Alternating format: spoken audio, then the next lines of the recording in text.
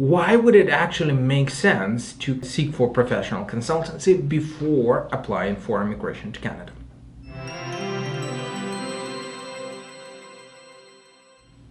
Hello guys and gals, before we proceed further, just a quick reminder, click on the link cictv.ca/go and one of our specialists would assess your chances for successful immigration to Canada or for getting a temporary visa to Canada. Now, speaking of professional assistance, I know what many of you are thinking when it comes down to professional assistance, right? It's like we do not necessarily need a consultant or a lawyer to help us with immigration to Canada.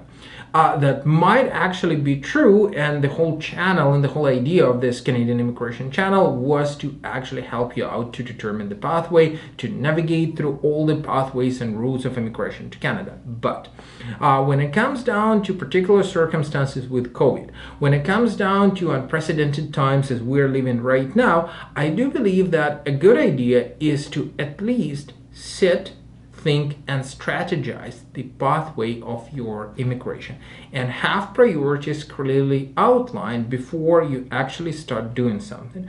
We see it more often than not, unfortunately, these days when people are coming to us with refusals. Yes, we do professionally work with refusal management. When people come to us with applications of a complete mess, and yes, we help with most of such cases, right, and help to actually at least untangle this whole situation and straighten it up. But I think still that it would be cheaper, it would be easier to sit in the beginning and strategize the way to move forward. Let me just clarify what I mean in here, right? However, many times we have repeated that it's not a good idea to go back to the case review, right, and try to ask for the case review after refusal in a study permit, right? Because case review is your chance to actually add additional documents prior to going to federal court, right? This is the tool for you to demonstrate additional documents, strengthen additional points prior to actually going and seeking for judicial review of your study permit application. 99% of applicants come into us, they're coming after 1-2 refusals and after they submitted their documents for case review, which was not successful, of course.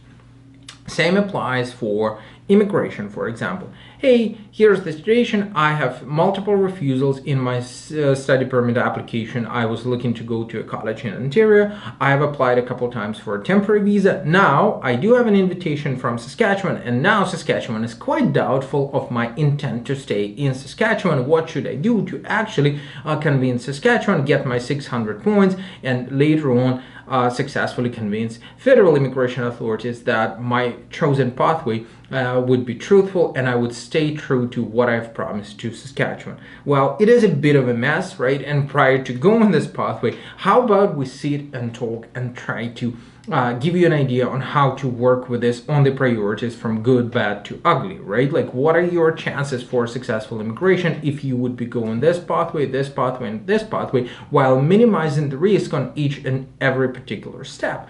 Okay, next example, right? So say I've applied for a temporary visa to Canada. I was not successful, right? A couple of years later, I'm applying for a work permit to Canada. I'm receiving a procedural fairness letter because officers have determined that in my previous temporary visa application, I've submitted my CV where I've mentioned completely different work experience compared to the one I have submitted in my work application right now. So I'm given 7 days to respond to immigration authorities. What should I do now? Please help me with the consultation, and so on, right? So the whole idea here is not to drum up our business, right, and advertise our services, but to rather tell you that if you are in seek of professional assistance, maybe it's a good idea to seek for it initially rather than going forward, right, and trying to fix up the mistakes after they were done. I do understand that many of you are living in a very interesting environment, if you will, where there are lots of this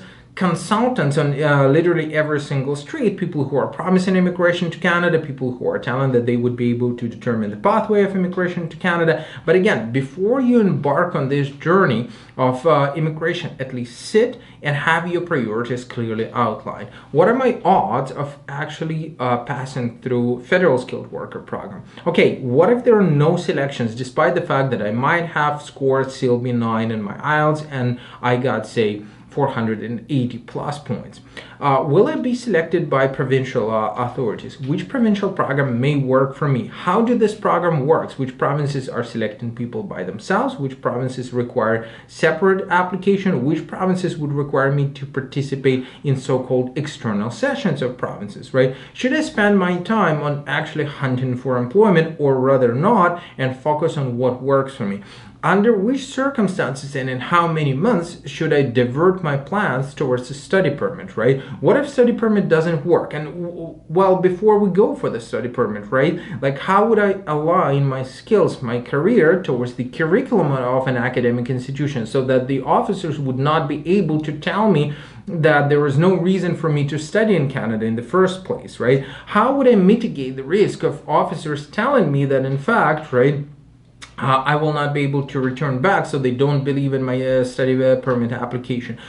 Should I go for study permit, or rather divert, if you will, right, to turn towards an owner-operator? Under which circumstances owner-operator would be working better for me and for my family rather than going for a study permit? What are the odds for my spouse to pass under self-employed immigration program of Canada? And on and on and on. This is the pathway, if you will, right? This is the fundamental knowledge which you have to have before you go for immigration to Canada, right? Before you decide to go for study permit, because study permits are working right now, like who cares about express entry, right? Or should I go for Ontario provincial nominee program? You know what, Nova Scotia has this wonderful program for IT specialists, and on and on. So again, before you go forward, let's at least sit, have a discussion, have a proper understanding where we head into. If you believe that you could do it alone, look, Godspeed, do it, but just do it with the proper knowledge. If you would need professional assistance, all right, not a problem. Let's shake hands and go together with this, right? But do it with the right beginning. And well, if you haven't started right, feel free to drop us a line. We'll do everything humanly possible to help you out and rectify your situation. Stay tuned with us. Subscribe for the channel.